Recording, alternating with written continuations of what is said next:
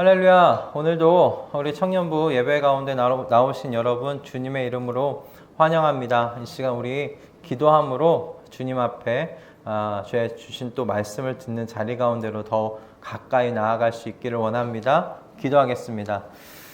하나님, 한 주간 우리 청년들의 삶을 주장하여 주시고 보호하시고 인도하여 주셔서 감사합니다. 이 시간 우리가 코로나로 인하여 확산된 상황으로 인하여 우리가 얼굴을 마주하며 예배드리지는 못하지만 하나님의 성령의 한띠로 우리가 강하게 묶여있는 것을 고백합니다. 이 시간 주의 성령께서 우리를 붙들어 주시고 그리하여 우리가 신령과 진정으로 각자의 자리에서 주님을 예배할 수 있도록 주님 인도하여 주시옵소서. 아버지의 말씀이 우리 가운데 임할 때 주의 그 말씀이 우리를 결단하게 하여 주시고 주님께서 창조하신 그 모습으로 회복되어져 나아가도록 이 말씀을 사용하여 주시옵소서. 주님께서 이 예배 가운데 말씀의 자리 가운데 함께 하실 것을 믿사오며 우리 주 예수 그리스도의 이름으로 기도드립니다. 아멘. 오늘 우리가 함께 나눌 말씀은 요한일서 3장 1절에서 3절 말씀입니다. 요한일서 3장 1절에서 3절의 말씀입니다. 신약성경 390페이지에 있습니다. 제가 봉독해 드리도록 하겠습니다. 보라, 아버지께서 어떠한 사랑을 우리에게 주사 하나님의 자녀라 일컬음을 얻게 하셨는고 우리가 그러하도다. 그러므로 세상이 우리를 알지 못함은 그를 알지 못함이니라. 사랑하는 자들아, 우리가 지금은 하나님의 자녀라. 장래에 어떻게 될 것은 아직 나타나지 아니하였으나 그가 나타내심이 되면 우리가 그와 같을 줄을 아는 것은 그의 계신 그대로 볼 것을 인함이니 주를 향하여 이 소망을 가진 자마다 그의 깨끗하심과 같이 자기를 깨끗하게 하느니라. 아멘. 요한일서로 불려지는 이 편지는 여러분 그 쓰여진 목적이 1장 4절에 기록되어 있습니다. 1장 4절에 이와 같이 기록되어 있는데요. 우리가 이것을 쓰면 우리의 기쁨이 충만케 하려 함이로라 라는 말씀입니다. 즉, 이 편지는 수신자나 이 발신자나 모두가 다 함께 기쁨으로 충만하게 되기 위한 그 목적으로 편지가 쓰여졌다라는 것입니다. 이렇게 이 편지가 쓰여진 이 목적을 생각해 볼 때 오늘날만큼이나 이 편지의 목적이 우리에게 절실한 적이 있을까라고 생각이 듭니다. 기쁨의 모조품들이 우리의 영적인 시장을 어지럽히고 더럽히는 이런 시대입니다. 그리고 무엇보다도 코로나19로 인해서 앞으로 미래에 많은 부분에서 불투명하고 불확실한 그 미래를 우리가 맞이하게 되고 있는 시점입니다. 때문에 이런 시점에 진정한 기쁨을 찾아가는 것은 무엇보다도 시급한 일이 아닐까라는 생각이 들었어요. 그렇지만 당혹스러운 것은 무엇이냐면 우리가 이렇게 우리를 둘러싼 기쁨을 추구하지 못하도록 방해하는 이런 환경 때문에 당황스러운 것이 아니라 그리고 우리가 그런 기쁨을 추구할 수 있는 능력의 부족함 때문에 당황스러운 것이 아니라 당혹스러운 것은 무엇이냐면 기쁨을 추구할 마음을 상실한 상태가 아닐까라는 그런 생각이 들기 때문에 그렇습니다. 그런데 정말 이 주위를 둘러볼 때 저를 당황케 하는 것은 이것이 나 혼자만의 문제가 아니더라라는 것입니다. 이런 상황이 현재 모든 그리스도인들의 당하고 있는 상황이기도 하고 우리 믿음의 선배들이 당했던 상황이기도 하다라는 데 그 문제가 있습니다. 참회록과 그 하나님의 도성이라는 책을 쓴 그 유명한 어거스틴이 있습니다. 그 어거스틴이 다음과 같이 하나님을 기뻐하지 못하는 상태에 있는 자신을 이렇게 표현하였어요. 내가 비록 당신을 사랑하지만 나의 하나님을 지속적으로 기뻐하지 않는다는 사실에 깜짝 놀랐습니다. 당신의 아름다움 때문에 나는 당신에게 이끌렸습니다. 그러나 나는 곧 나 자신의 무게 때문에 당신에게서 멀어졌으며 낙담하여 다시 이 세상 것들에 빠져들었습니다. 마치 음식의 냄새는 맡았으나 먹을 수는 없는 것처럼 말입니다.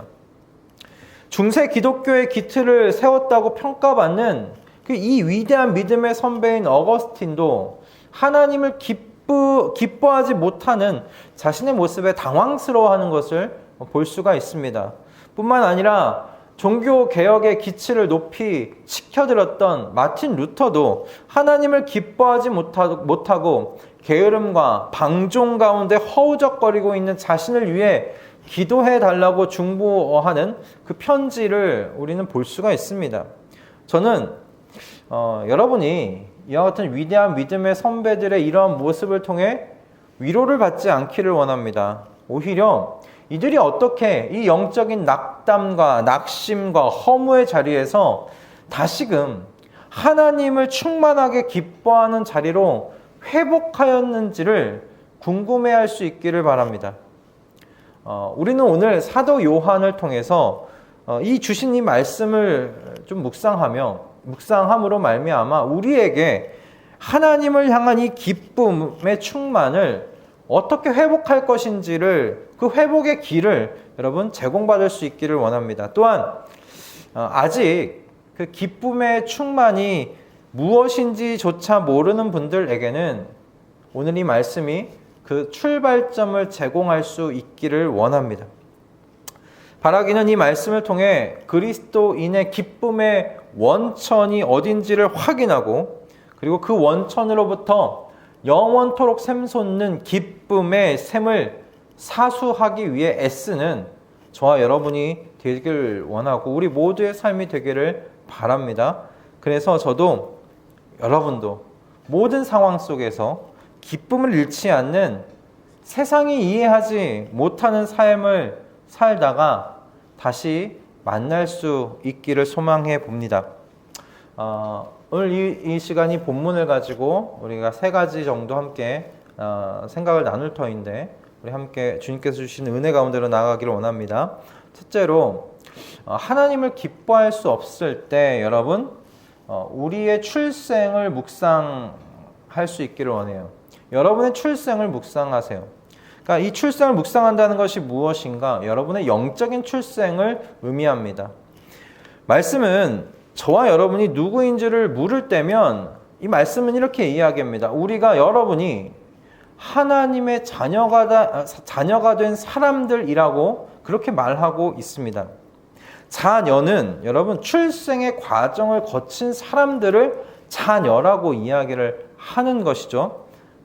그리고 청년 여러분이 결혼하지는 않았지만 한 생명이 잉태돼서 세상 가운데 나오는 이 출생의 이 과정이 여러분 쉽지 않다는 것을 청년인 여러분도 아직 아이를 낳지 않았지만 알고 있으리라 생각이 듭니다.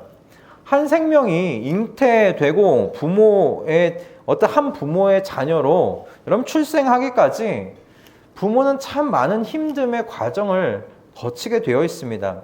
제가 아는 한 부부는 이 태중에 있는 아이로 인해서 여러 번 응급실을 다녀왔어야 했고요. 그리고 마지막에는 이 산모가 목숨을 잃을 뻔한 적이 여러 번 있었습니다.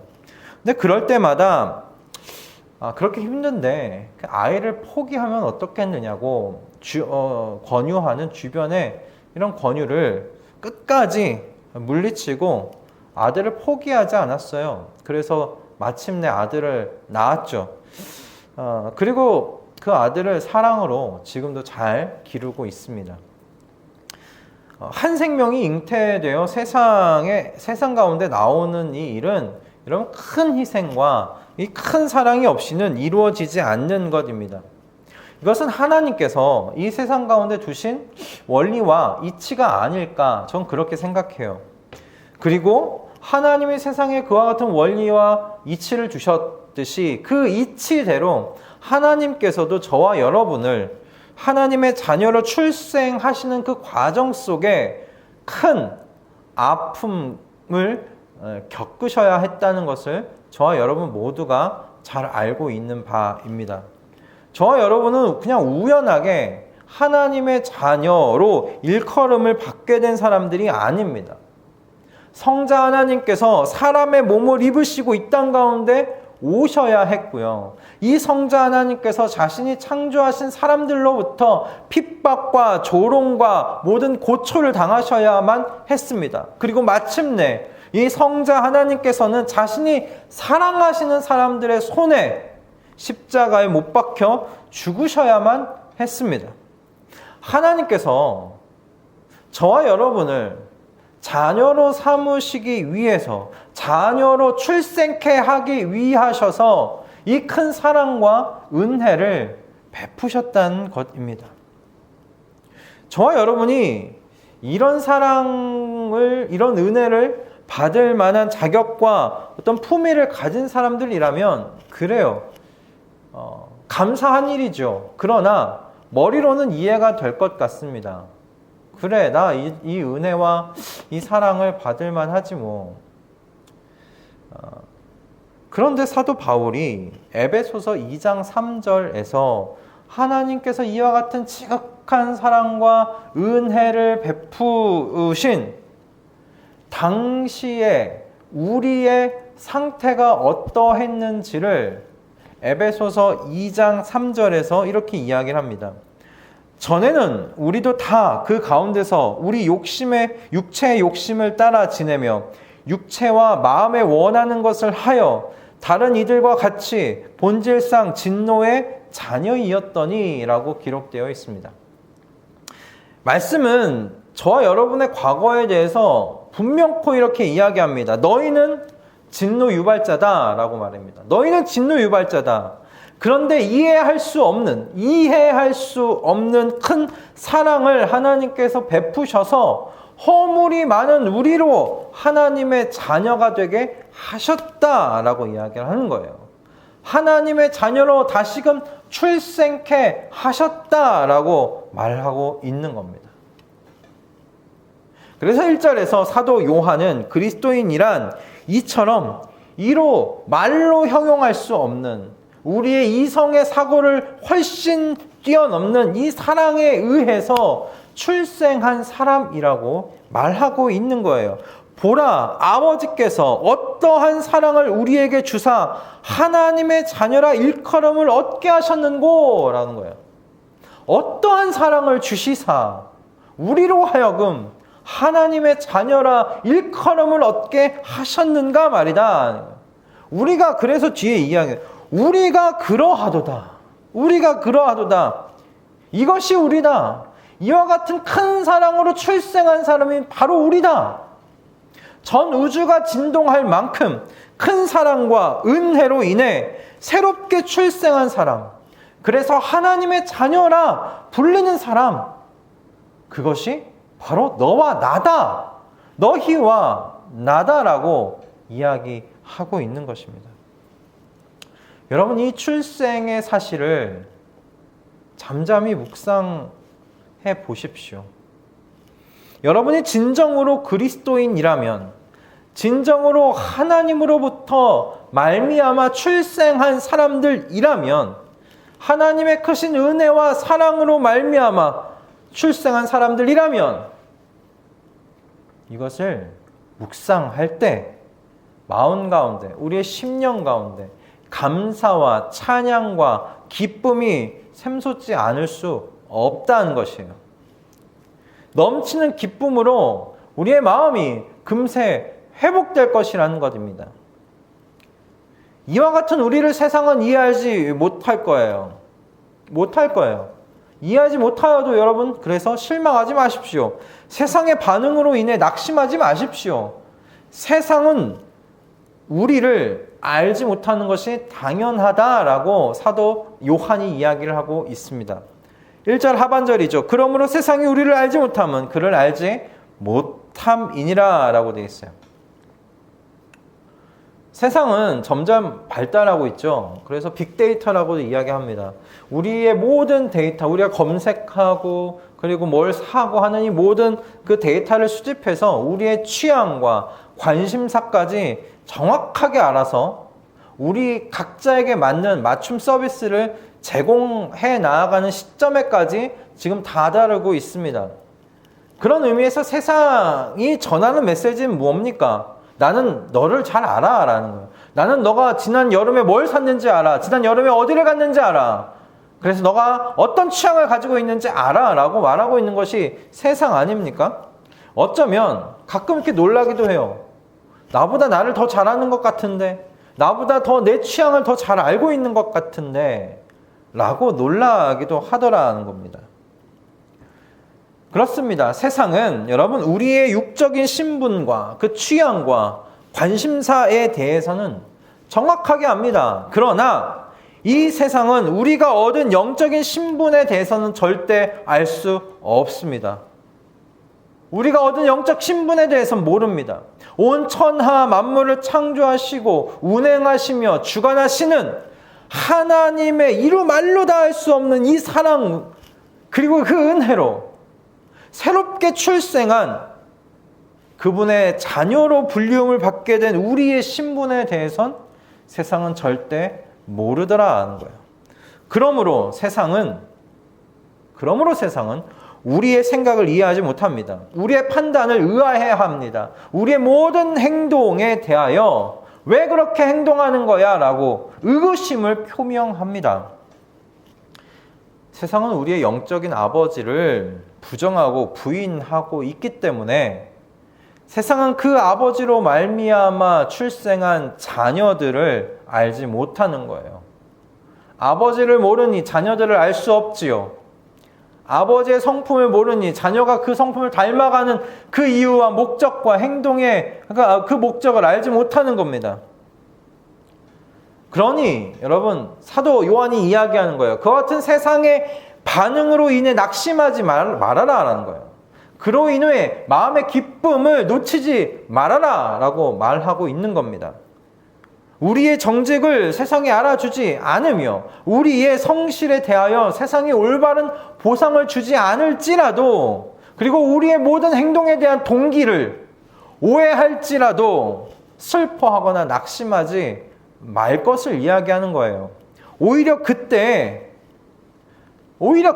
낙심의 자리에서, 마음이 무너지는 그 자리에서 우리의 출생을 다시금 묵상하라는 겁니다. 우리가 어떻게 출생하게 되었는가, 어떠한 사랑으로 하나님의 자녀라 일컬음을 얻게 되었는가, 그것을 돌아보라는 겁니다. 기억하라는 겁니다.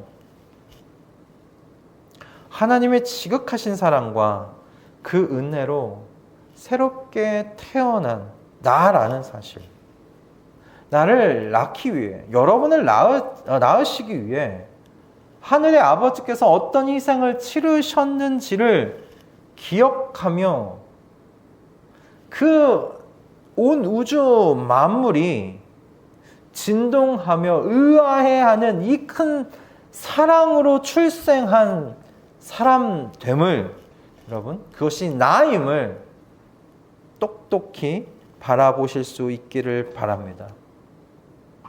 그래서 기쁨의 충만함 속에서 살아가는 우리 청년들 다 되실 수 있기를 바랍니다. 여러분, 우리의 기쁨의 충만은 그래서 어디로부터 시작하는가?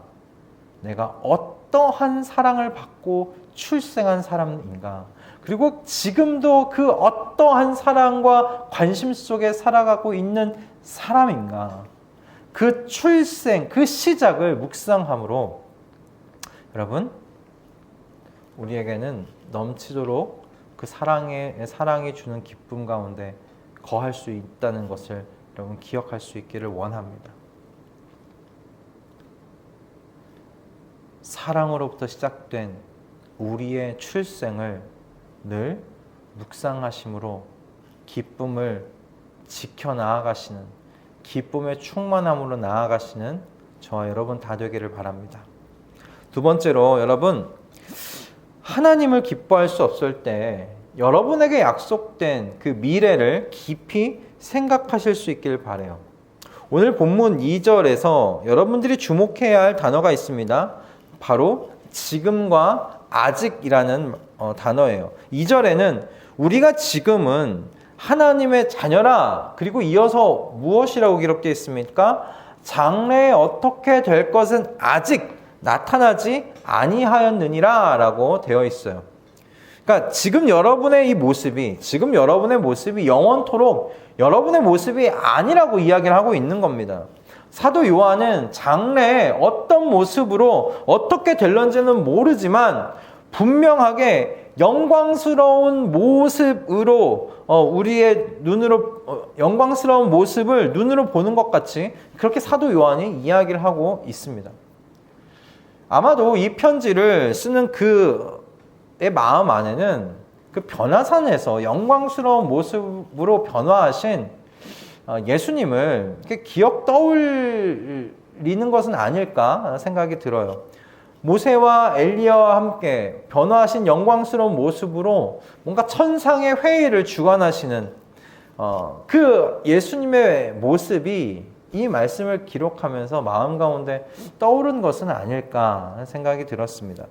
여러분, 사도 베드로도 베드로 후서에서 그의 노년에까지 자신의 마음 가운데 깊이 새겨져 있는 그 예수님의 그 영광스러운 모습을 기억하면서 이렇게 말하잖아요. 우리는 그의 크신 위엄을 친히 본 자라. 우리는 그의 크신 위엄을 친히 본 자라. 그러니까 예수님의 영광을 친히 본 이 사도들은 후대의 믿음의 후배들에게 전하고 있는 거예요. 우리는 분명코 지금 이 모습으로 영원한 삶을 살지 않는다. 우리는 예수님과 같이 영광스러운 모습으로 분명 그분 앞에 서게 될 것이다. 그분과 같은 모습으로 변화되어 그분 앞에 서게 될 것이다 라고 말하고 있는 거예요. 그러므로 여러분, 여러분의 오늘의 이 자리, 여러분의 지금의 이 자리로 인해서 낙심하거나 슬퍼하지 않기를 바랍니다. 낙심과 슬픔을 멈추실 수 있기를 원합니다. 그리스도인이 되었다는 것은 무슨 의미예요? 영광의 이 자리로 나아가는 사람들이 되었다라는 의미입니다. 우리는 오늘 이 현재의 자리가 우리의 마지막의 자리가 아닙니다. 오늘 지금의 우리의 이 모습이 우리의 영원한 모습이 아닙니다. 그리스도인이 되었다는 것은, 하나님의 자녀로 출생하게 되었다라는 것은 예수님의 그 영광스러운 모습으로 우리도 함께 나아감을 받게 된 사람들이라는 것을 의미하는 거예요. 아직 세상이 우리의 이 신분을 알지 못하기 때문에 그런 세상 속에서 살아가니 우리도 우리 자신에게 그런 의심이 들기도 해요. 하지만 아직 그때가 오지 않았기 때문일 뿐입니다. 예수님께서 영광의 자리로 가셨고 또한 그분의 뒤를 따라가는 모든 형제와 자매들도 그 영광의 자리를 향해 지금 예수님께서 오라고 초청하고 계십니다. 그러니 다음과 같은 말씀을 그의 제자들에게 예수님께서 남기셨겠지요. 이렇게 말씀하셨어요. 요한복음 14장 1절에서 3절 말씀입니다. 너희는 마음에 근심하지 말라. 하나님을 믿으니 또 나를 믿으라. 내 아버지 집에 거할 곳이 많도다. 그렇지 않으면 너희에게 일렀으리라. 내가 너희를 위하여 처소를 예비하러 가노니 가서 너희를 위하여 처소를 예비하면 내가 다시 와서 너희를 영접하여 나 있는 곳에 너희도 있게 하리라. 아멘.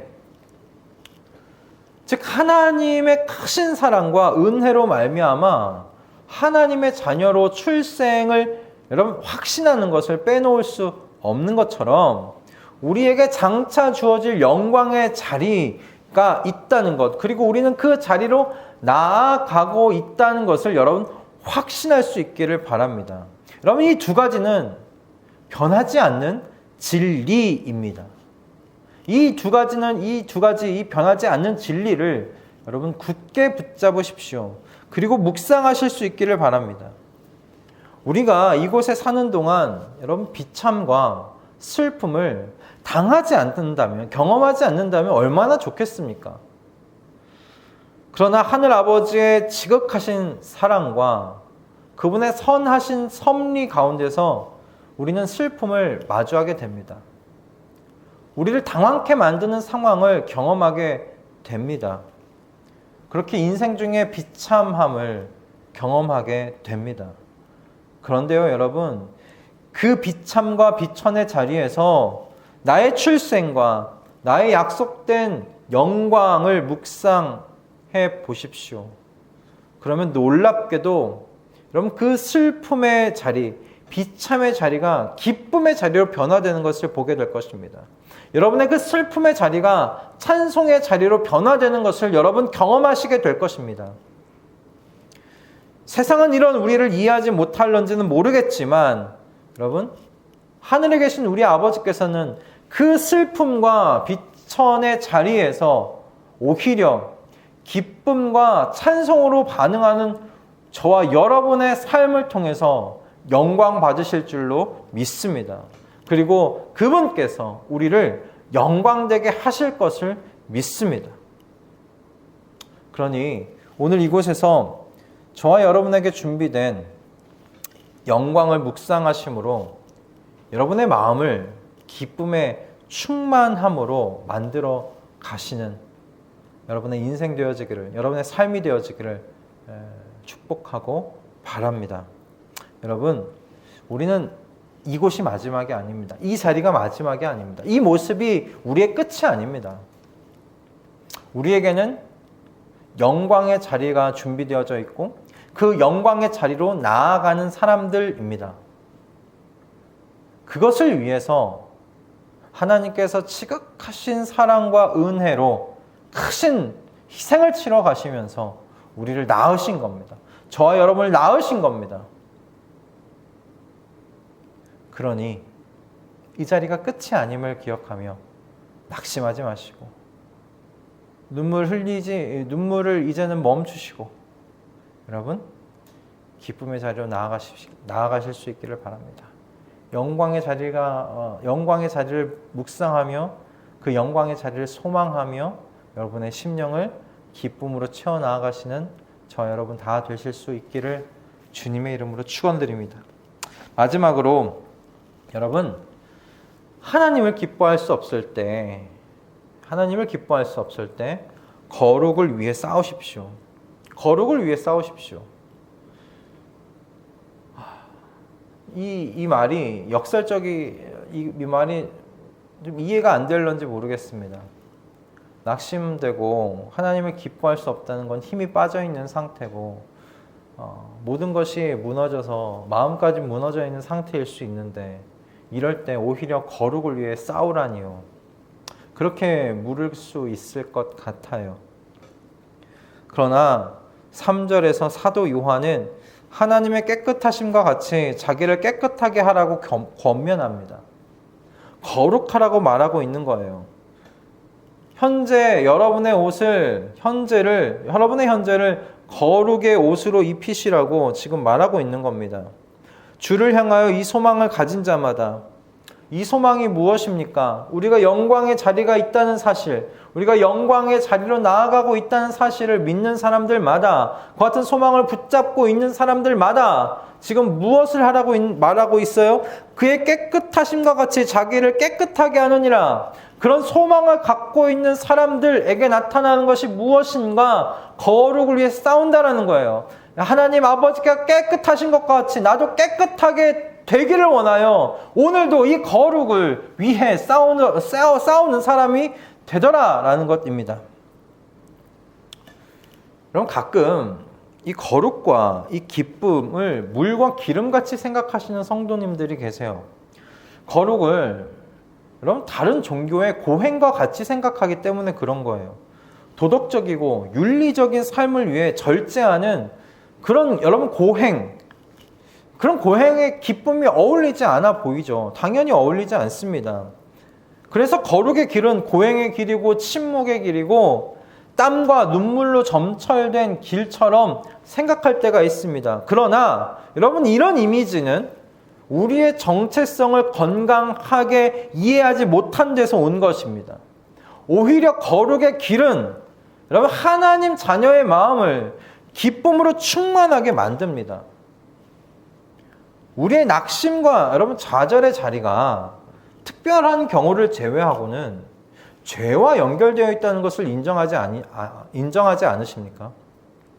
하늘 아버지의 깨끗하심과 같이 나를 깨끗하게 하기 위한 이 싸움을 게을리 했기 때문에 낙심과 좌절이 오는 것이라고 여러분 생각드시지 않습니까? 하늘 아버지의 사랑과 은혜로 말미암아 새롭게 출생한 사람, 여러분 그 사람이 그리스도인이잖아요. 이 그리스도인이 여러분 완전히 다른 사람이 되었다는 것을 여러분 기억하셔야 됩니다. 믿으셔야 됩니다. 우리는 출생한 사람들입니다. 출생이란 게 뭐예요? 태어났다는 거예요. 우리가 어머니 뱃속으로 다 들어갔다 다시 나온 게 아니잖아요. 하나님의 성령으로 말미암아 우리 가운데 새로운 탄생, 새로운 출생이 일어났다는 것입니다. 눈에 보이는 몸을 보는 것이 아니라 여러분 십자가의 사랑과 은혜로 말미암아 우리 가운데 새로운 갈망을 갖게 된 사람들이 되었어요. 새로운 소망을 가지고 있는 사람들이 되었다는 말입니다. 우리 내면의 변화를 보아야 해요. 우리 내면에 어떤 변화가 생긴 겁니까? 어떤 변화가 생긴 것입니까? 이제는 하나님 아버지의 거룩을 닮아가기를 갈망하는 마음이 생겼어요. 하나님의 마음에 합한 그 삶을 살기를 소망하는 소망이 생겼어요. 과거에는 없었던 것이죠. 그래서 어떤 사람들로 변화되었느냐? 하나님의 깨끗하심과 같이 나도 깨끗해지려고 하면 할수록 오히려 그것 때문에 기쁨이 충만한 사람이 되었다는 말이에요. 이런 삶을 세상이 어떻게 이해합니까? 세상은 알 수 없지요. 어떻게 저런데 기뻐하냐? 고행 같은데 어떻게 기뻐하냐? 말하는 거예요. 그래서 여러분 거룩하여 갈 때 우리 안에 기쁨이 더욱 충만해집니다. 유혹자의 유혹을 이길 때 찾아오는 기쁨의 맛을 아는 사람들이 되었다는 말입니다. 그래서 저는 그렇게 생각해요. 거룩과 기쁨은 한 세트다. 거룩과 기쁨이 갈라지는 것이 아니라 거룩과 기쁨은 한 세트다입니다. 여러분 그러므로 기쁨으로 충만하기를 원하십니까? 거룩을 위해 싸우십시오. 거룩을 위해 싸우십시오. 거룩을 위해 싸우십시오.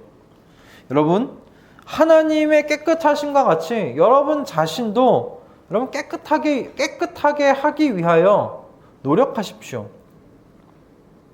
싸우지 않으면 기쁨도 없습니다. 늘 유혹자의 유혹에 넘어가 먹지 말아야 할 것을 먹고 마시지 말아야 할 것을 마시면서 나의 육체가 원하는 대로 나의 육체가 원하는 대로 사는 삶에 어떻게 하늘에 기쁨이 있을 수 있겠습니까? 결국 우리가 추구하고 우리의 몸이 익숙해지는 기쁨은 세상이 주는 잠깐의 쾌락입니다. 그러나 그 이후에 오는 깊은 우울을 여러분 아시지 않습니까? 나에 대한 실망과 좌절, 그래서 그것으로 인해 더 비참한 상황 가운데 나아가는 것 여러분 잘 아시지 않습니까? 싸워야 기쁠 수 있습니다. 내가 누군지를 기억하는 것을 여러분 싸우십시오. 하늘 아버지께서 여러분을 출생하시기 위해 어떤 고통을 겪으셨는지 여러분 기억하는데 싸우십시오. 그 엄청난 사랑을 받아 하나님의 자녀가 된 나라는 사실을 바라보시는데 여러분 싸우십시오. 그리고 어떤 상황 속에서도 우리는 영광의 자리를 향해 나아가는 사람들이라는 사실을 기억하기 위하여 여러분 싸우십시오.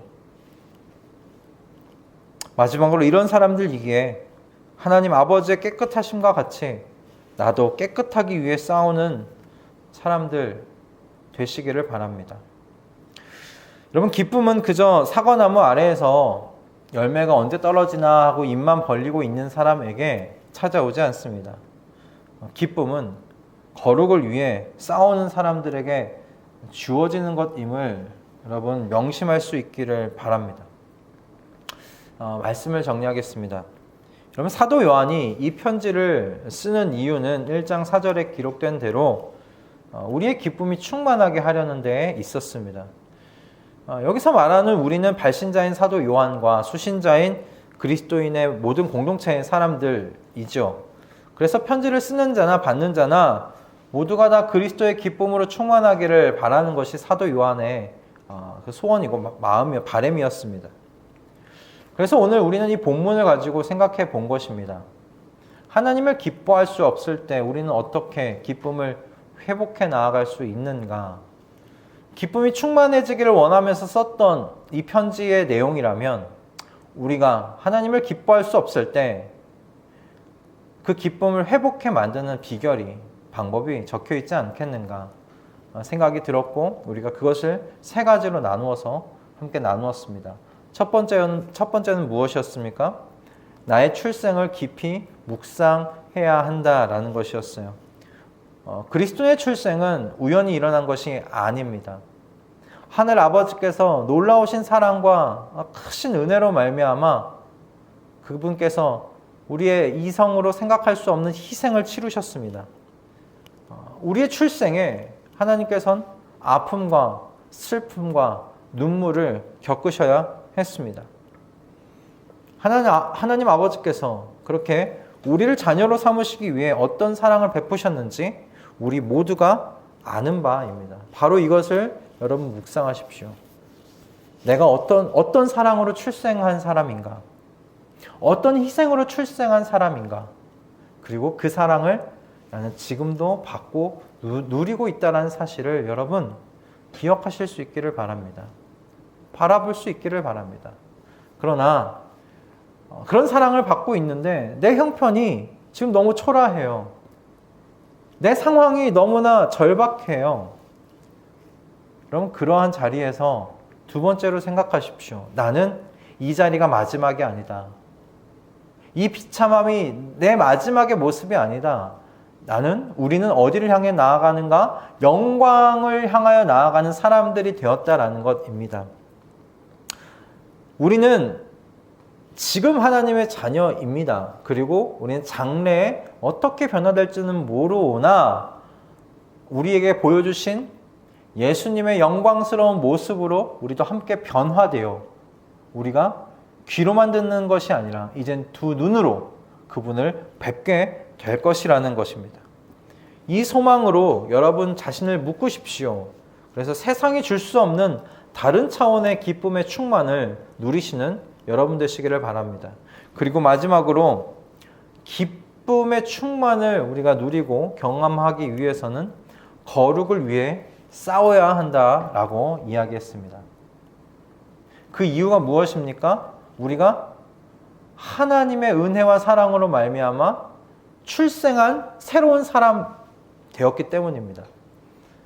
여러분, 우리는 거룩을 향하여 나아갈 때 하나님이 깨끗하신것 같이 나도 깨끗해지기 위해 살아 나아갈 때 오히려 그 자리에서 기쁨에 충만하게 되는 사람들이 되었다는 거예요.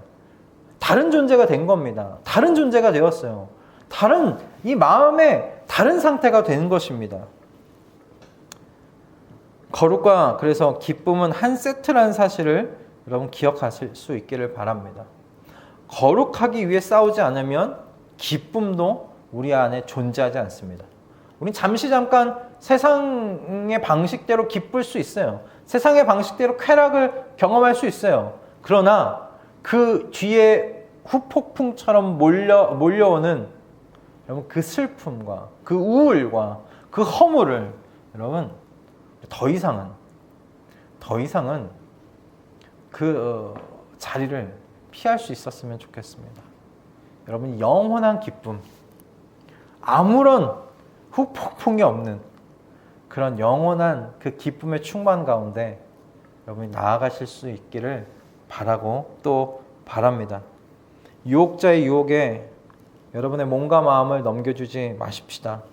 어렵고 힘든 날일수록 더욱 거룩하게 살아서 오늘 내게 주신 기쁨을 누리면서 살아가는 영광의 삶을 우리 사랑하는 미랄교회 청년들 다 누리며 살 수 있기를 주님의 이름으로 축원드립니다. 아멘. 기도하겠습니다. 주님, 우리의 연약함을 아시지요. 우리를 불쌍히 여기시사 나의 출생을 기억하게 하시며 나의 출생을 위해 내어주신 하나님의 큰 사랑과 은혜를 묵상하게 하여 주시옵소서. 또한 하나님께서 자녀들에게 약속하신 영광의 날을 잊고 살지 않게 하시고 매일같이 그 소망을 새롭게 하셔서 우리로 기쁨 가운데 살아가도록 인도하여 주시옵소서. 거룩과 기쁨은 한 몸과 같으니 거룩을 위해 싸우게 하시사 언제나 하늘 아버지께서 약속하신 기쁨 속에 살아가는 우리 모든 청년들 다 되도록 주님 인도하여 주시옵소서. 이제는 우리 주 예수 그리스도의 은혜와 하나님 아버지의 지극하신 사랑과 성령 하나님의 감동케 하심이 하나님께서 주시는 기쁨의 충만을 위해 힘차게 나아가기를 소원하며 결단하는 모든 청년들과 성도들의 머리 위에 지금으로부터 영원토록 함께 있을지어다. 아멘. 오늘 이 설교를 제가 마지막으로 미랄교회에서의 청년부 설교 사역을 마무리하게 되었습니다. 언젠가 이재철 목사님 책에서 그 등장과 퇴장에 대한 글을 읽었던 기억이 있습니다. 한 사람의 등장은 언제나 반드시 퇴장으로 이어지게 되는데 어떤 퇴장이냐가 그래서 참 중요하다라는 내용의 글이었어요. 그 퇴장이 생명의 잉태로 이어지느냐 아니면 어떤 생명도 잉태하지 못하느냐 그렇게 죽음과 같은 퇴장이 되느냐 하는 것이었는데요. 제가 바라기는 저의 이 퇴장이 미랄교회 청년부 안에 새로운 생명으로의 퇴장이 되었으면 좋겠습니다. 남아있는 우리 사랑하는 모든 청년 여러분, 지금 여러분의 그 자리를 잘 지켜주실 수 있기를 바라요. 한 사람 한 사람 얼굴을 마주하면서 대면하면서 이 이야기를 당부를 하고 싶었는데 이렇게 온라인으로 하게 되었습니다. 우리 미랄교회 청년부가 더욱더 좀 더 든든하게 세워질 수 있도록 여러분의 자리에서 청년부를 잘 섬겨주셨으면 좋겠고요. 그동안 부족한 저를 참으면서 인내하면서 이런저런 모습으로 도와줬던 우리 청년들 한 명 한 명 다 축복하고 사랑합니다. 그동안 고마웠습니다. 여러분 몸과 마음 언제나 늘 강건하게 가지고 있고 우리 지난주에 함께 나누었던 것과 같이 하나님 앞에서 늘 푸르른 청년처럼 살다가 다시 얼굴 한번 마주할 수 있을 때 서로에게 청년입니까? 물어볼 수 있는 우리가 되었으면 좋겠습니다. 네, 여러분 사랑하고 축복합니다. 청년으로 다시 만나십시다. 할렐루야.